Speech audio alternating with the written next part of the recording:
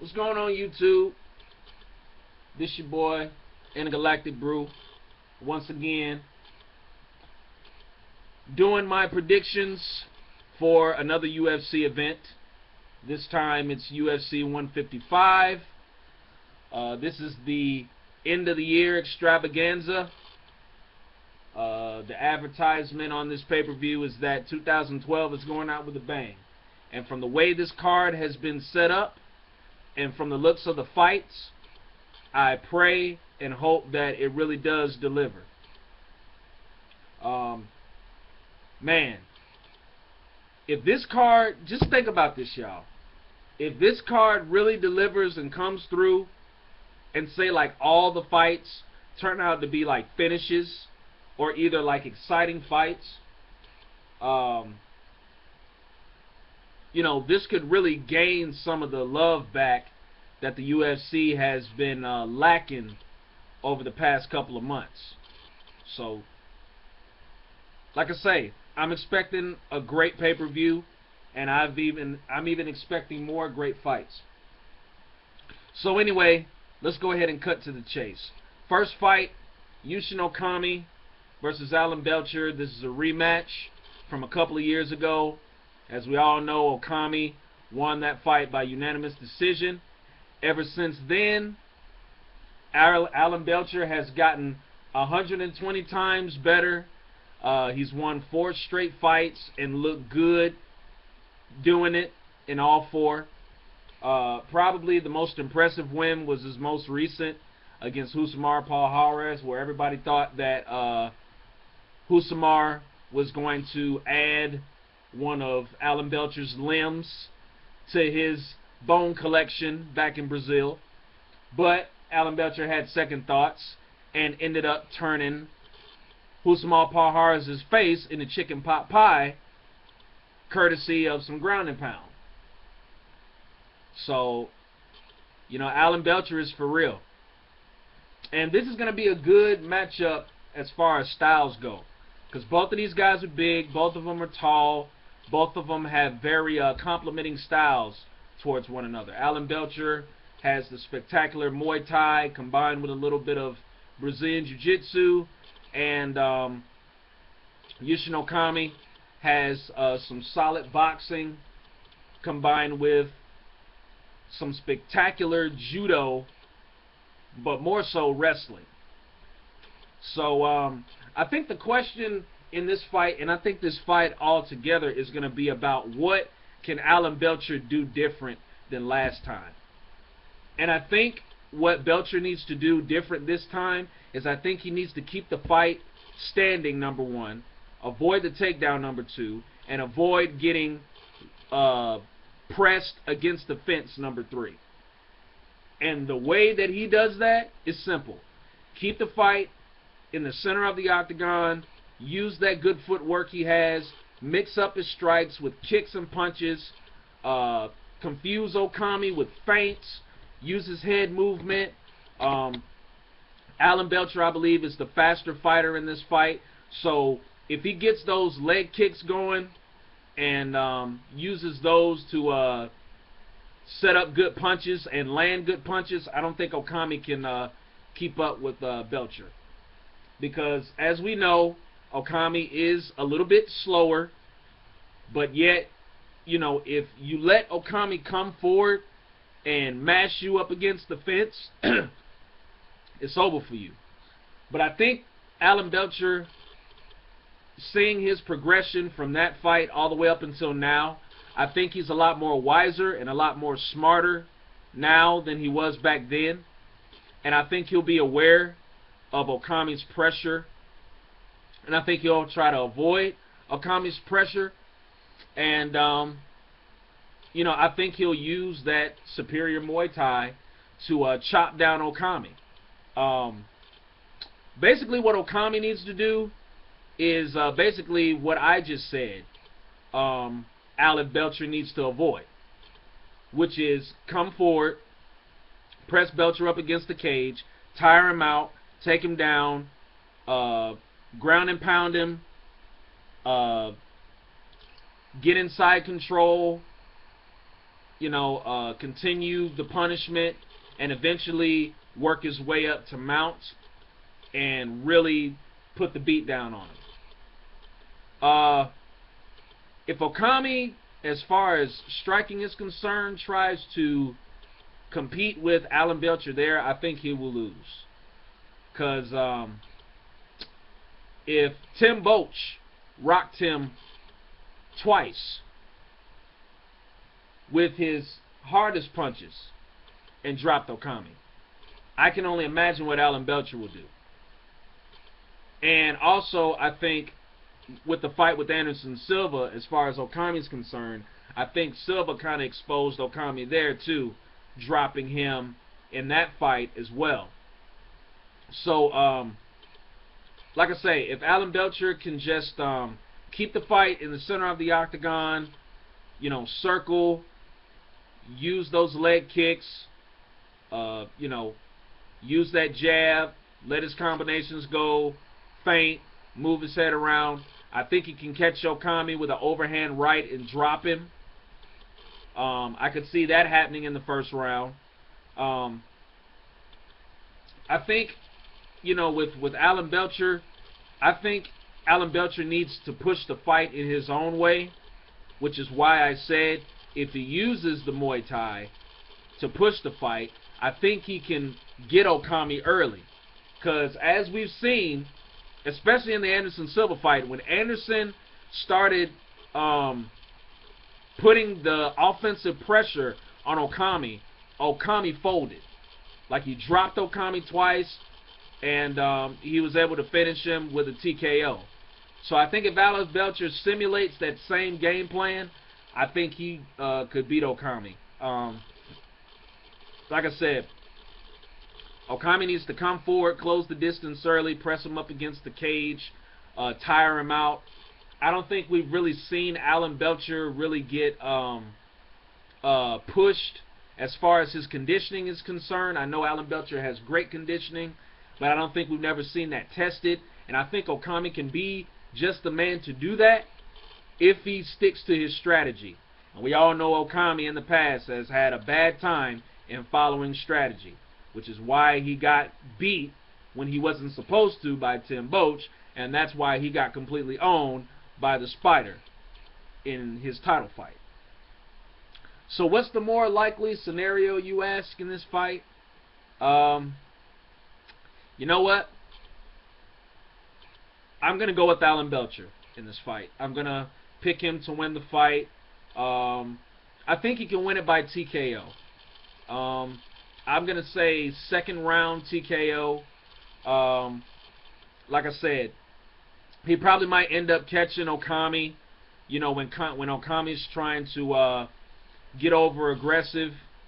Once Alan Belcher, maybe lands some leg kicks, Okami will try to, get, real, what's the word? Panicky. He'll start to panic, and he'll start to come forward, and he'll start to, just start swinging for the fences, and I think that's where Alan Belcher will catch him. And I think he drops Okami somewhere in the second round and finishes him with a TKO. So I'm going with Alan Belcher by TKO. But like I said, hopefully Okami surprises me and he comes out and actually sticks to his strategy and uses his size, uses his weight, uses his grappling efficiently, and even on the feet, hopefully he can make Alan Belcher make a mistake, and he could, catch Alan Belcher. I mean, who knows? But I'm going with Alan Belcher in this by TKO.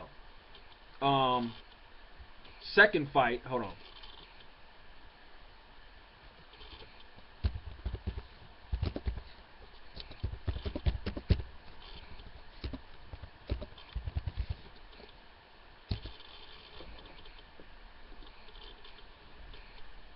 Okay, second fight I want to talk about is another middleweight fight that I'm looking forward to seeing. Of course, besides the Alan Belcher and Okami fight, which I just got done breaking down. But I think this one's going to be a good one. Tim Boetsch versus Costa Philippou. I think both of these guys are making a come up in the middleweight division. I think both guys are in a good position to really make a statement in this fight. Hold on 1 second, y'all.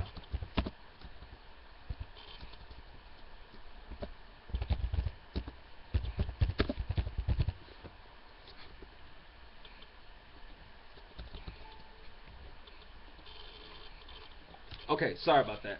But like I said, both of these guys, Costa Philippou, Tim Boetsch, I think both of these guys are in a good position to really make a statement in this fight. Both of these guys are really up and coming, really are starting to get some exposure and some some recognition for themselves. And I think the guy who wins this fight really puts a stamp down in the middleweight division and really solidifies himself as that next contender to the middleweight championship. But as far as the fight goes, we know what Tim Boetsch is all about. You know, well-rounded, solid striking, excellent grappling. Costa Philippou, excellent striking, solid grappling. So these two match up well, I believe. I do believe that Costa Philippou is the better striker, although Tim Boetsch's striking is not bad. I do think if the fight hits the ground, I think Tim Boetsch's grappling is a little bit better than Costa's. I have seen Costa on the ground. He is solid. He does train with Chris Weidman and Matt Serra. So, you know, Costa's pretty good on the ground too. A lot of people count him out there, but I think his grappling is exceptionally good. And he could give Tim Boetsch a challenge if the fight hits the ground. But I just think with Tim's size and his explosive takedowns and judo throws, I think he can overwhelm Costa there. Now, as far as striking is concerned, I'd say Tim Boetsch uses more in the arsenal than Costa does, because we all know Costa is a boxer and he likes to, you know, throw those combinations and you know, land that right hand if he gets the opportunity. So I'm sure Tim Boetsch will be looking for that. I think as far as striking goes, if Costa is going to win the fight, I think he needs to be a little bit more patient, and I think he needs to pick his opportunities, because I think Boetsch does have the power to catch Costa and drop him if Costa decides to get a little over aggressive. But I think if Costa, you know, pretty much like Ray Longo said in the Countdown show, if Costa can, you know, control the distance, keep him in his range, I think Costa can catch Boetsch up on the feet.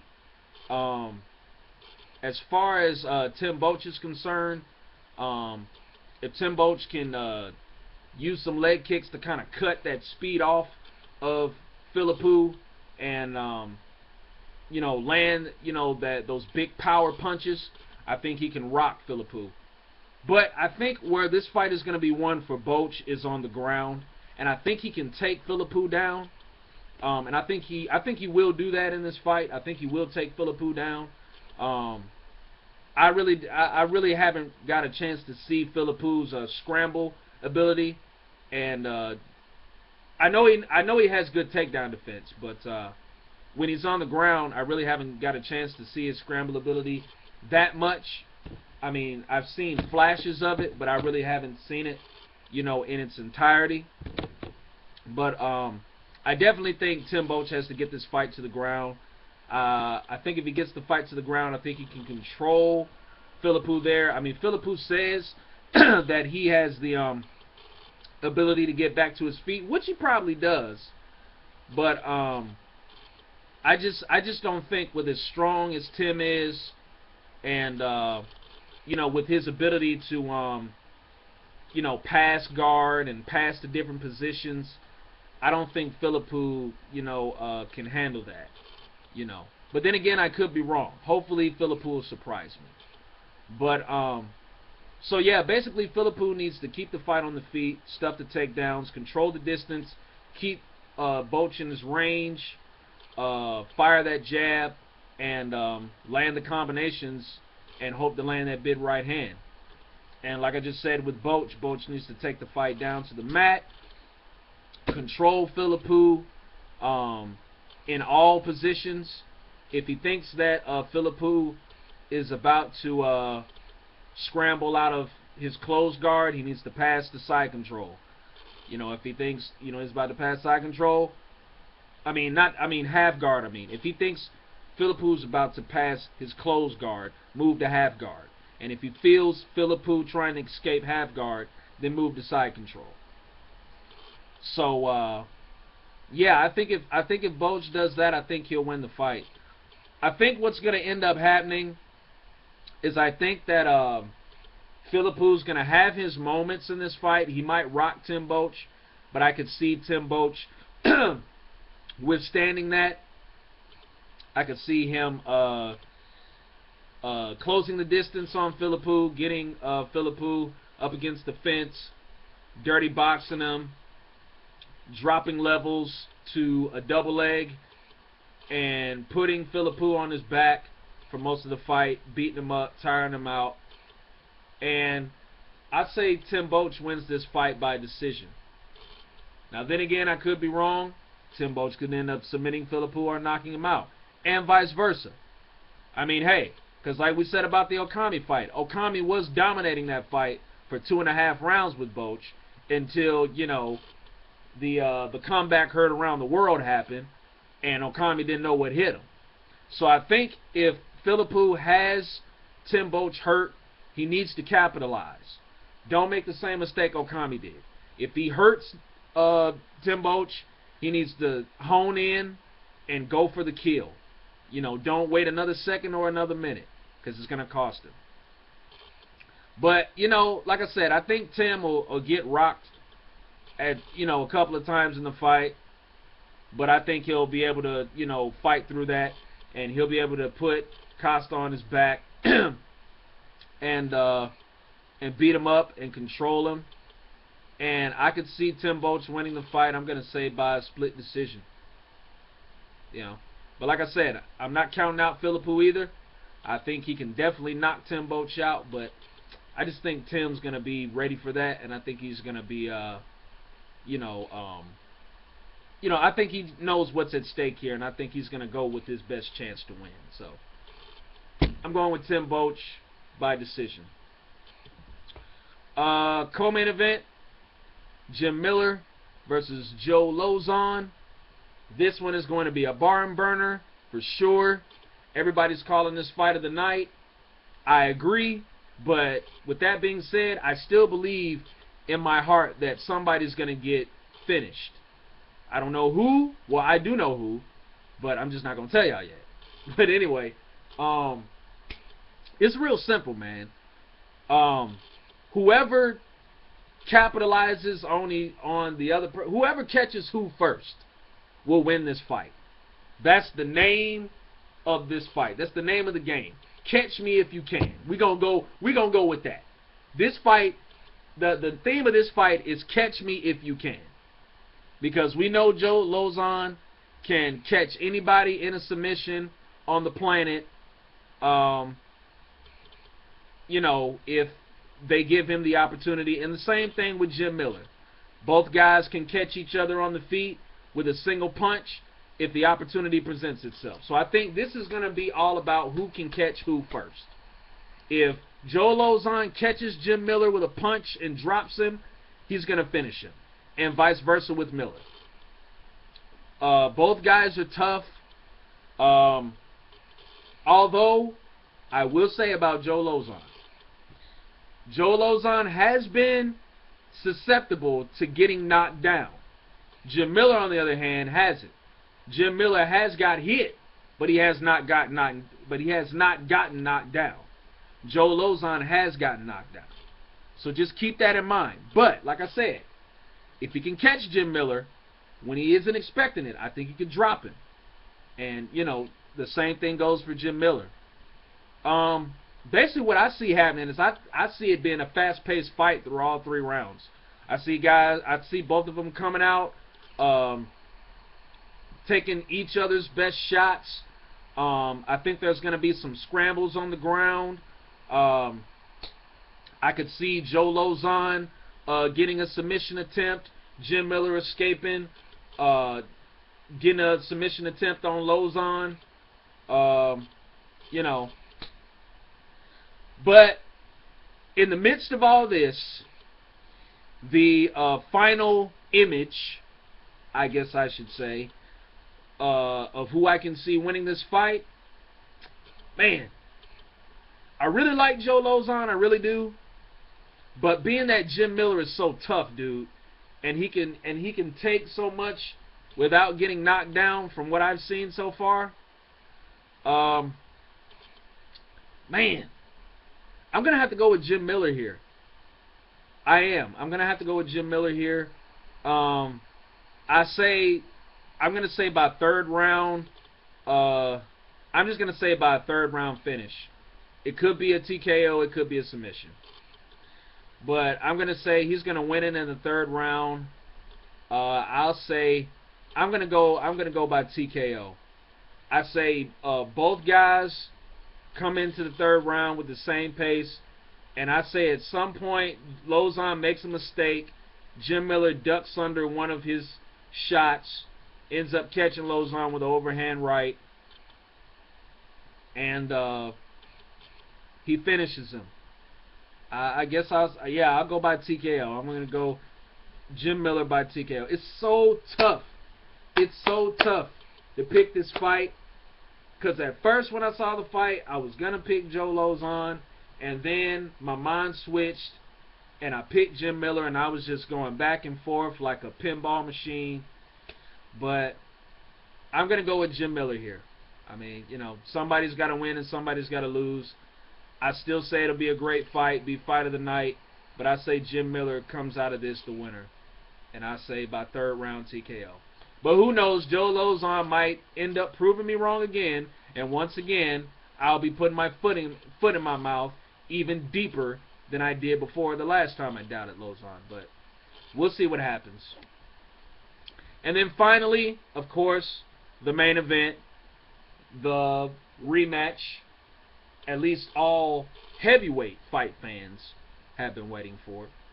Junior Dos Santos, JDS, as the world calls him now, against Cain Velasquez. It's really not much to break down. I mean, we know what happened the first fight. Cain Velasquez forgot who he was, didn't fight his fight, fought Junior's fight, and Junior made him pay with an overhand right to the equilibrium, and the lights went out in Mexico. So, Junior Dos Santos wins the championship, goes on, defends it, and now here we are again. We all know Junior Dos Santos' game plan. I mean, we don't really have to break that down. But again, this is going to be more so about what Cain does. So, sort of like how I said in the Yushin Okami Alan Belcher fight. This is going to be all about what has Cain done to adjust and improve from the first fight. Obviously, he didn't wrestle JDS. We've never really seen anybody wrestle JDS. What does Cain need to do? He needs to wrestle JDS. Because he's not going to win the fight standing. I think he knows that. He probably might try to strike with Junior still. But he knows he's not going to win that fight there. So, Cain needs to do what he does best, and that's take guys down, tire them out, and leave them with no bit of oxygen left in their body while punching them in the face or cutting up their face with his fist or his elbow. That's what he needs to do. We've never seen that done to Junior before. Will we see it Saturday? Possibly. Possibly. But at the same time, man, you just think that this might be the time where Junior gets that humbling loss. But, you know, I don't know, man. I don't know. It's kind of really hard to imagine. It's hard to imagine. You know what I'm saying? it's like, man, you know, it's like you think it's gonna happen, you feel it's gonna happen, but it really doesn't. You know what I'm saying? It's just like predicting the inevitable.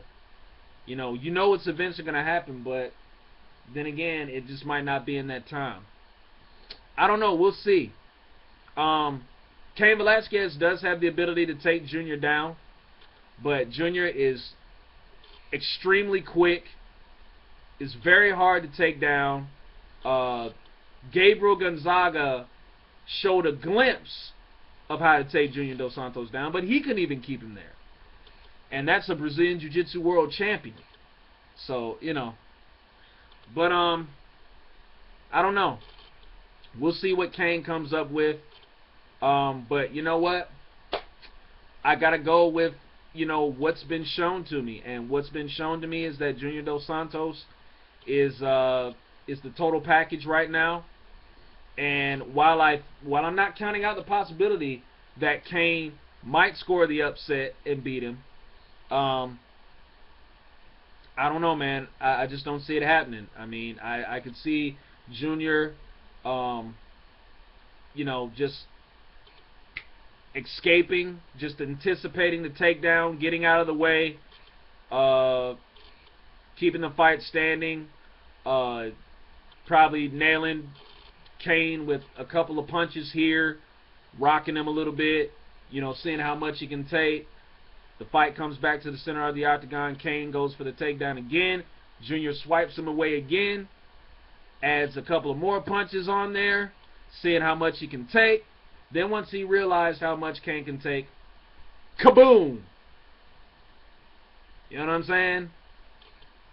You know, the loose cannon will finally come out of the barrel, and I think that'll be the end of Cain Velasquez's night, and I think we'll see deja vu all over again. But only this time, I'd say it's going to happen later. I'm going to say Dos Santos wins this fight late, let's see, early third round. Early third round. Like I said, Cain's going to try all he can. I could see Cain trying for, a single, a high single, high crotch, double leg, waist lock, whatever you want to call it. He's going to try to make this a long fight, And we have seen Junior get gassed.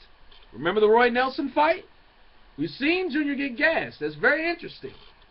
If Cain Velasquez, I'll tell you what, if Cain Velasquez can get Junior Dos Santos tired, Cain has a chance. I'll put it like that. If Cain can get Junior Dos Santos tired, he has a chance. He has a chance. But we'll see.